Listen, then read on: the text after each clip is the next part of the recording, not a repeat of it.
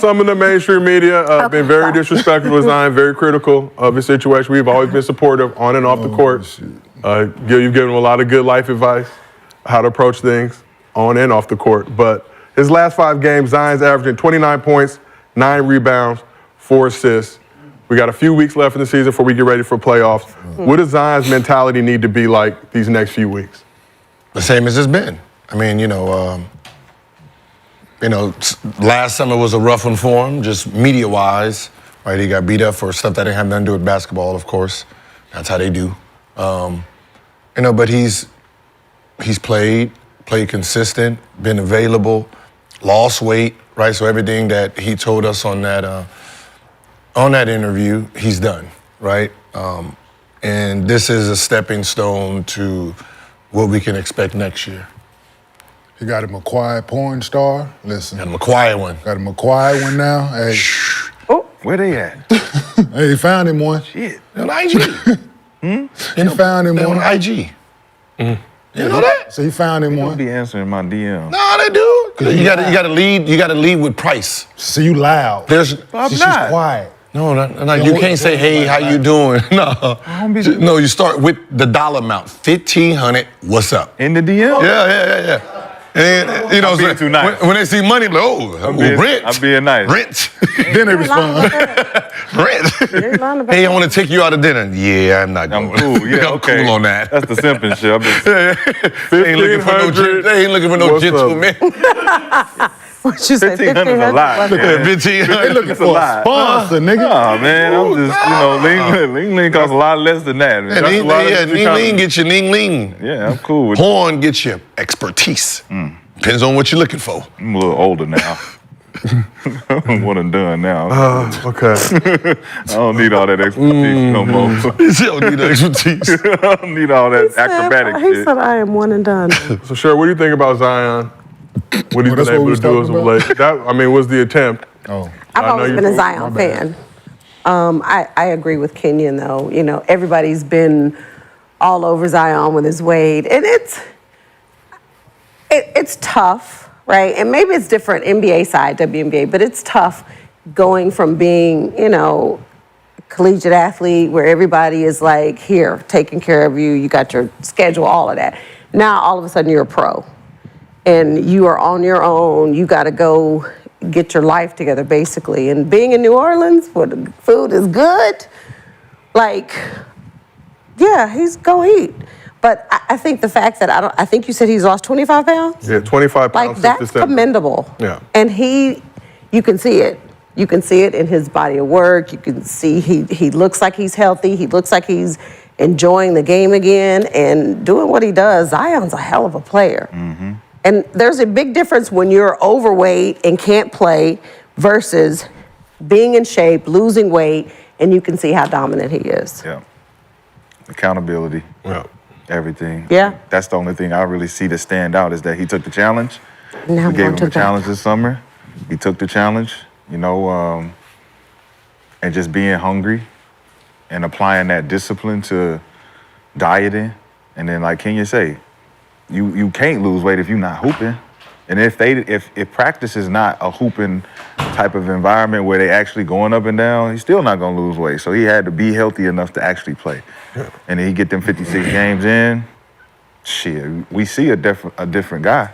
And what he did to the Clippers, it looked different. Yeah. You know what I'm saying? They didn't have no answer for him. It looks like the Zion, which we saw flashes of early in his career, obviously been injury plagued past few seasons, but the Zion that we talk about his ceiling, what we expected of him. And we talked about him a couple weeks ago. Numbers, y'all, I think it was like 23 a game, whatever it is. Not quite at that 25 threshold, but the way he's been playing now, gearing up for this playoff run, I feel like people are just sleeping on the Pelicans. But he don't have to average 25. You got CJ and you got B.I. Yeah. Right? It'd be great if he did. He could, but he don't Have to. Have to. Because you got CJ that can carry any given quarter, any given half. CJ's a closer. Yep. B.I.'s a closer. He can carry any given quarter, any given half. He can go on runs. So you need him to do exactly what he's doing, be in attack mode. Getting him to Gil's favorite thing, getting him in the penalty because he plays going downhill. That's what you're going to use in the playoffs. That's what he's going to need moving forward. I'm just happy to see him out there, man, moving the way he is and look like he's enjoying it more. But like you said, man, when you ain't healthy, it's hard to enjoy it. Yep. So he's healthier now, man. He's out there. And he ain't wasting no time with you. Yeah. Like, that's the thing. Like, that's what the NBA is used to. Somebody out there fucking dancing with you and pulling up. Yeah, he's just going. He one and gone. He two and gone. So, hey, and there's nobody comparable to him in the league. Like, ain't nobody doing that. Yeah. At that size. You know what? I think people got to really understand, like, I know they heard you say 25 pounds, you lost 25 pounds, and they're like, oh, yeah, that's good. They don't realize how impressive that is. Like, 25 pounds during the season, I've never heard of it. I've never heard of a player losing that type of weight while during the season, because usually during the season, whatever we started training camp with, we usually gained weight unless you had 2% body fat, 3% body fat, and your metabolism just runs higher than everybody else, right? Other than that, you're gaining weight during the season because, you know, in the summer you're practicing 2 hours, you're doing beach runs and all that shit, right? So you eating lighter because it's hotter. During the season, plain food, Gatorade, coming in at 3 a.m. in the morning, so you're eating at the wrong time. You usually gain weight. So to see someone lose 25 pounds really means he's really focused on what he's putting in his system. It also means, like, his BMI, he needed to come down. Like, he needed to bring down a lot of the weight that he had on there. Was a lot of, like, water weight, flush weight. And once you flush that weight, now he's back to who he is. He probably will go up on weight. He'll probably go back up 6 pounds, because you're flushing your body all the way out. Everybody else in the league, when you get through training camp, that's your natural playing weight, running up and down every single day. So you're not gonna lose more weight. Naturally, everybody don't lose more weight because we already there. We gain weight because now we're eating and shit. So I think for him, he's flushed all the bullshit weight off from last year, sitting around eating. Now he's back to, like, where he is, which they didn't say what his weight is exactly right now. So he was at what, like 285? They wouldn't want He was at 300? I mean, you heard reports that, you know, somewhere in the 300 range. Obviously, we talked about the weight clause and just kind of all the stipulations in the 270, contract. he might be at like 270 now. Yeah, it seems like 265 would be cold. I don't think seems like they were trying to play with his money. Yet. The way he moving? He looked like it, don't it? Nah. He like 265, He moving? 260 almost. Remember in college when he that 285 then. 285, and you see how high he was. Yeah. So he's probably still 285, 290 probably. Losing 25 from there? Yeah, to what you You would notice when he in the 270s and the 260s. I'm seeing muscle when I see next muscle summer, out of well, that leg. like going into next season, you will probably see him for the first time be ideal weight. Who? Zion. Zion. Yeah, to your point, to what you were saying, yeah, like most people don't have fucking 25 pounds to lose during the season. Like even like the big dudes, like who's like they come into the season like Boris Diaw and stuff like that, right? Overweight, and they gained a lot of weight during the off season. They didn't lose 25 pounds during the season. Yeah, their body just. I damn gained almost 25 pounds during the season. Damn Gatorade and eating on the plane and all that P.F. Chang's shit. But it do matter how much you're playing, what your minutes are. If your 44 are minutes 20, a game. If your minutes like 20, 25 minutes, you're gonna gain. Yeah, you're gonna gain. 44, 40 plus, you should be losing weight. So Zion's been in the media spotlight since he was in high school. He's had a lot of hype coming into the league, but a struggle to live up to those expectations. But I just want to ask all of y'all, what impact did the fans and media have on you as a player? And were you able to tune out the naysayers, or did you use them as motivation? Big impact. Big impact. It started for me in my freshman year of high school. I won co-player of the year, freshman. Wasn't supposed to play varsity, ended up doing more than they expected me to do, and I got a praise. Coming in my sophomore year, I started getting criticized. So when you talk about a lot of like mental health stuff, I didn't know how to deal with it at that young of an age, 15, 16 years old, trying to figure out, damn, y'all loved me last year. Now y'all not fucking with me this year. Go to boarding school 2 years where there's no media, no coverage. Thrive. Get to UNC freshman year, they love me again. So, all right, they love me again. Sophomore year, coach get fired, they blame me, they hate me again. And when I got to college, I started falling into the message boards and the forums. Yeah, very And it big was back in those very days. big, very big. But the only reason I wanted to know like where the love was coming from and where the hate was coming from. And it was coming from the fans. So it was like, damn, I thought y'all was our fans and y'all dibbling, dabbling, choosing when y'all want to fuck with me and when y'all don't. So I went from being the hero to being the villain in my own ecosystem. And so it developed a tough skin for me because I knew I was the best player and I was the leader. So I needed to be able to be an example. And I took the challenge for changing the narrative every time. I felt that energy. Like, all right, the fans is gonna love me, they're gonna hate me. And at the end, by the time we won the championship, I knew that was gonna be the thing that brung everybody in. But leaving Carolina, going into the whole new system, I was like, all right, go to Minnesota. Got drafted, fresh start. First question, some bullshit from the media. How you feel about being compared to J.R. Ryder? His last memory in Minnesota was being in the crack house as a player. So they had already like labeled me as this guy that wasn't gonna be the guy that we're gonna look forward to. So mentally I had to readjust a whole different mindset, just knowing that the media wasn't gonna be on my side unless I was playing well. Fans not gonna be on my side unless I'm playing well, doing something right. So I always had a battle with the media, always had a battle with the fans, even now. You know what I'm saying? Like motherfuckers that don't know me don't like me because I'm up here speaking truth and I ain't accomplished to their liking. But you gonna hear me anyway because I ain't going nowhere, so fuck all y'all. And Kane, how about yourself? Yeah, y'all been around me for a while, man. I just ain't really gave a fuck what nobody had to say. Like, the places I played in, people that cheered, I love them, the fans I've always taken certain things with a grain of salt. To everybody's point here, like, you can be playing well, they gon' cheer, you can boo. I've never picked up a paper or tuned in to watch the news or Sports Center after a game. I never picked up a paper the next morning to see what a reporter had to say about me and my play or our team. I never did. And if I got wind of, you know how you come in and team will warn you, something was said, this, that, and the third about from certain media guys, and if that was the case, then I put you in a certain box. But no, and you ask me certain questions while we interviewing, it don't move me. And I let you know, like, I'm not reading what you write no way, so it don't, like, I tell you straight up, like, I'm not gonna read what you write no fucking way, so the fuck on, like, it don't matter.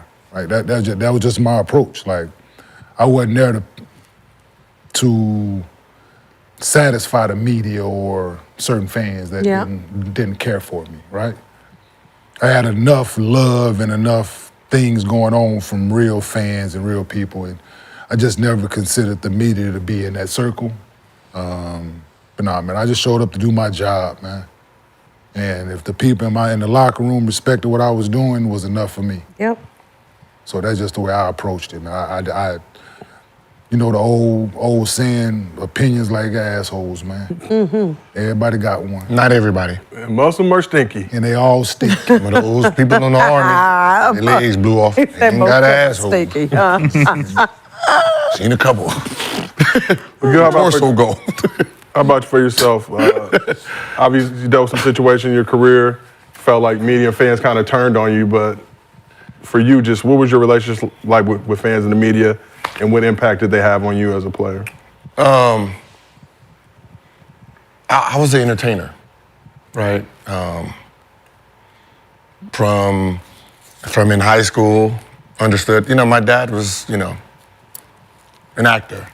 So just watching him like go from the car to become an entertainer, doing his lines, you know what I mean? Just watching it, so I understood early, like, as soon as I leave the house and get inside the gym, I'm entertaining everyone with my play, with charisma, style, smiling, yelling at the ref. I knew it was part of someone's watching everything, right? So the better I got, the more I entertained, right? So with media, I knew how to play media, right?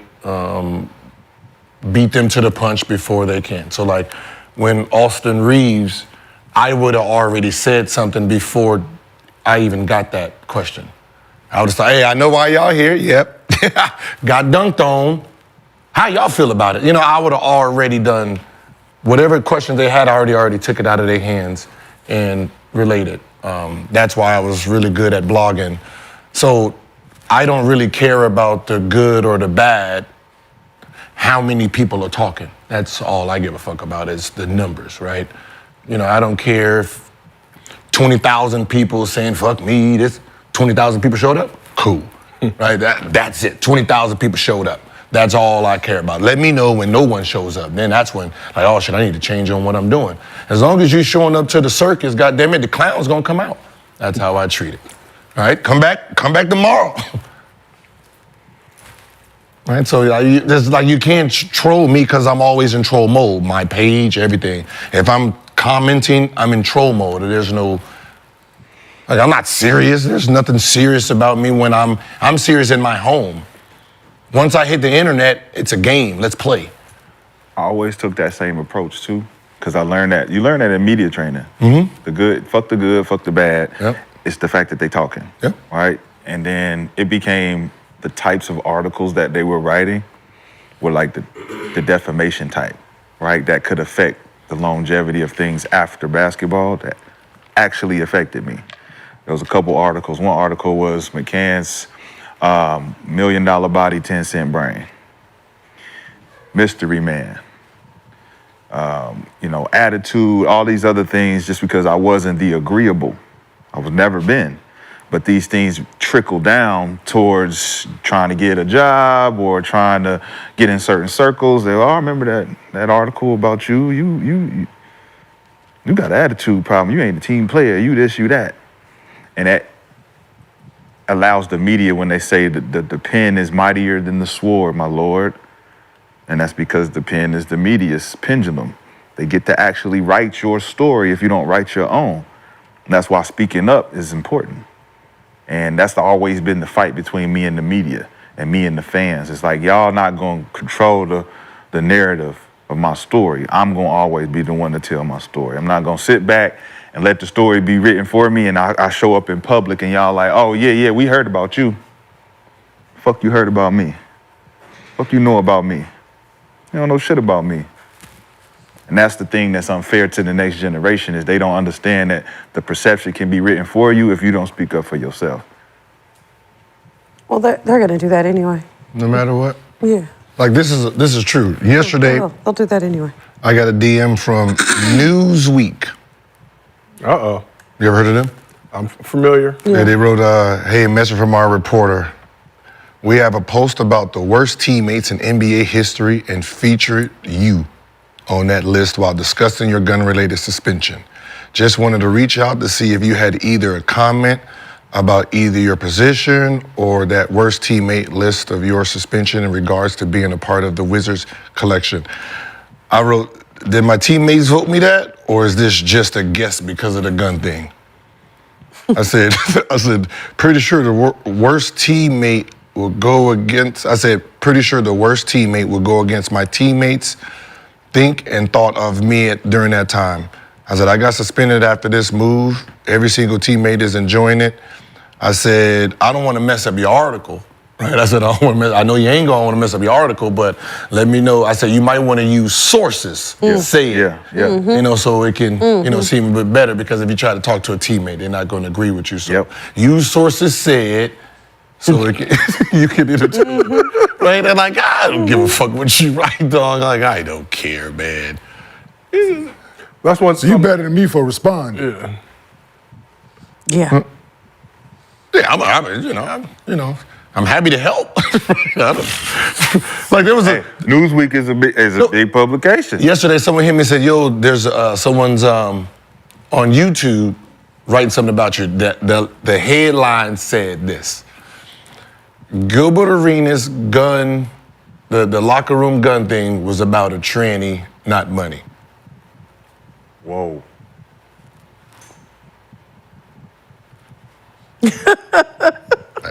So I sent $20. Wow. I said, so I'm pulling guns on my teammate over. I didn't use the correct language. So don't tell us what you said. I said, but a man, woman in a whole different language. Man, woman, right. Whole mood change. Oh man, this is just what I heard. I ain't mean to say it like this. Of course. Nah, it's just, you had to correct them. I just asked the question. So you thinking we pulled guns over a man, girl? Really? Is that what we going now? Oh man. Then it became thing, and then I'm not going. Listen, it's entertainment. You trying to get your views. Yeah. I get it. I'm not here to, talk down on you. I'm here for entertainment myself, dog. Yep. I'm here for entertainment. I don't really Clickbait. care. Yeah. Clickbait. Yeah, get your views. He had 800 people in there. And what's so funny is a lot of people followed me and said, I seen how you handled the situation. I'm following you. Welcome to the page. Gets wild over here. And now I'm unfollowing you. No, I'm just kidding.